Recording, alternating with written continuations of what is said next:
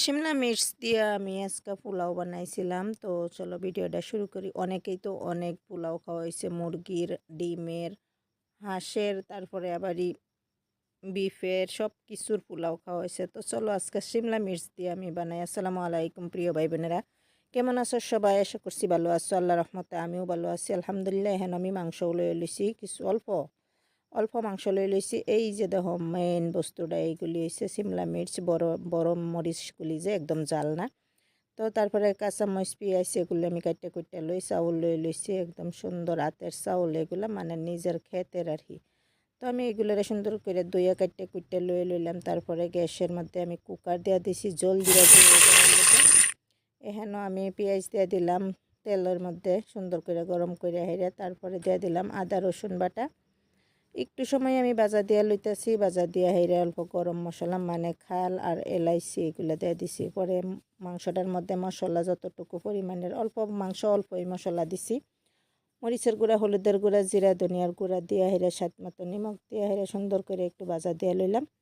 তো অল্প আমি পানি দিয়া দিছি, মানে মাংসটার সিদ্ধ হইবার লেগে সিটি দিয়া লইলাম।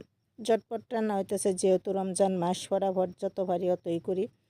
তো এই যে আমি কুকারের মধ্যে দিয়ে হেরে মাংসটা সিটি দিয়ে লইছি। তারপরে এই পানি আছে, পানি সহর মধ্যে আমি চাউলগুলা দিয়ে দিছি, সুন্দর করে বাজা দিয়ে লই আমি এর মধ্যে। তো এই পানি এখানে শুকাইয়া যাব, সুন্দর করে বাজা দিয়ে এইভাবে রান্না করলে অনেক ভালো লাগে। তো এর মধ্যে আমি কাঁচামরিচ আর শিমলা মরিচগুলি দিয়ে দিলাম। তো মরিচগুলো দেওয়া হেরে সুন্দর করে একটু সময় বাজা দিয়ে লইতেছি, দিয়ে দিলাম গরম মশলা। সুন্দর করে লাড়াচাড়া করে আমি একদম বাজা দিয়ে লইলাম। বাজা দেওয়ার পরে আমি পানি দিয়ে দিলাম। পানি একদম কুকারও কম দিউন লাগে, নাইলে একদম পেকার মতন হয়ে পড়বো, মানে একদম খাইতে ভালো লাগে না, পোলাওটা জর্জরা হইতো না। পানি আমি একদম আমার আন্দাজে দিই, একদম এই যে মানে আঙ্গুলের হিসাব করে আমি দিলাম আর কি। আধা ইঞ্চিও, কী কই আধা ইঞ্চি বলে, আধা গেরো আর কি দিলাম। তো আমি আমার আন্দাজ মতো পানিটা দিই, কুকারে সবসময় পানি কম দিউন লাগে। তো আমি যে সুন্দর করে দিয়ে দুইটা সিটি দিয়ে লইছি, তারপরে আমি নামাই দেহ। ওয়াও, কত সুন্দর পোলাও হয়েছে দেখতে পারছো।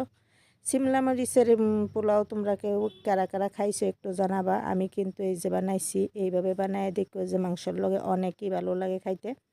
এইগুলা মরিচের তো পকোড়া বা চপ অনেক খাওয়া হয়েছে, কিন্তু একবার মাংস পোলাও ওইভাবে বানাইয়া দেখো যে খুবই স্বাদ হয়। তো দেখো আমি পোলাওটা একদম সুন্দর করে বাইর করে লয়ে লইছি।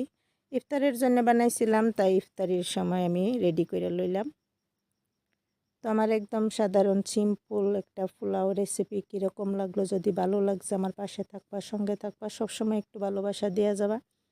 তো দেখতেই পারছো পোলাওটা, মরিচের পোলাওটা কীরকম হয়েছে, খুব সুন্দর হয়েছে। কিন্তু খাইতে কীরকম লাগলো, ভালো লাগলে আমার পাশেই থাকবা।